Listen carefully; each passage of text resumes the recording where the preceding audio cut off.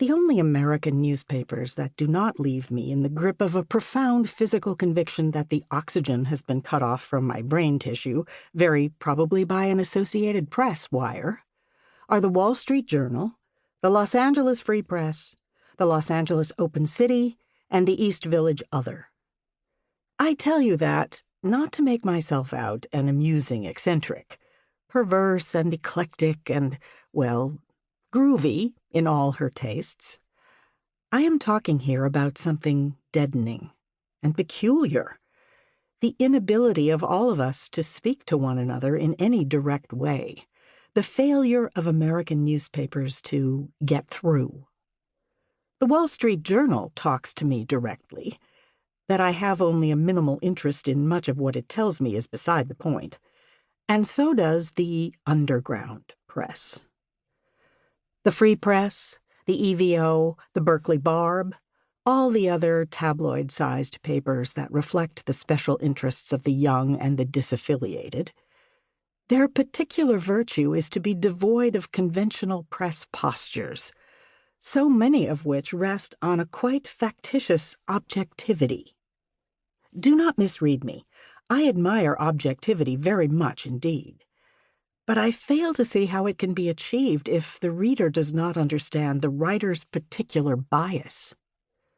For the writer to pretend that he has none lends the entire venture a mendacity that has never infected the Wall Street Journal and does not yet infect the underground press.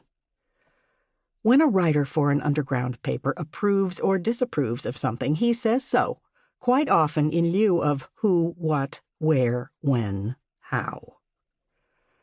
Of course, there is nothing particularly underground about the underground papers. New York, south of 34th Street, is papered with the EVO. Los Angeles accountants pick up the Free Press at lunch on the Strip. It is a commonplace to complain that the papers are amateurish and badly written. They are. That they are silly. They are.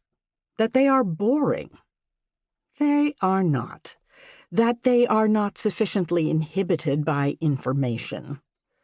In fact, the information content of an underground paper is low in the extreme. News of a peace march or of the defection of a rock group to the forces of exploitation. The group released a record, say, or accepted an engagement to play a cheetah. Advice from Patricia McGinnis on what to tell the admitting intern if you start hemorrhaging after a Mexican abortion. Feel perfectly free to tell them that Patricia McGinnis and or Rowena Gerner assisted you to get your abortion. Please don't incriminate anyone else. We are trying to get arrested. Other people aren't. Second thoughts from a 15-year-old narcotics dealer? You have to have a commitment to dealing as a lifestyle, or you can't do it well. Admonitions that speed kills. One issue of, say, the Free Press is very like the next 5 issues of the Free Press. And to anyone who follows only casually the various schisms among drug users and guerrilla revolutionaries, indistinguishable from the EVO, the Barb, the Fifth Estate, the Washington Free Press. I have never read anything I needed to know in an underground paper.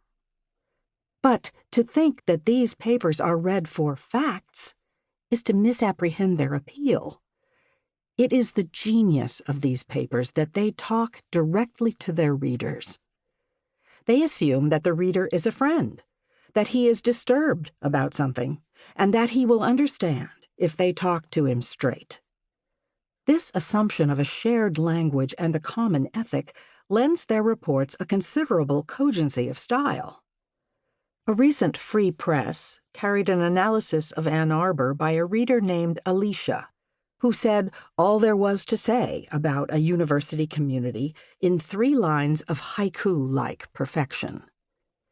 The professors and their wives are ex-beatniks, Berkeley class of 57, and they go on peace marches and bring daffodils to Utante. Some of the kids still believe in Timothy Leary and Khalil Gibran. Some of their parents still believe in the Kinsey Report.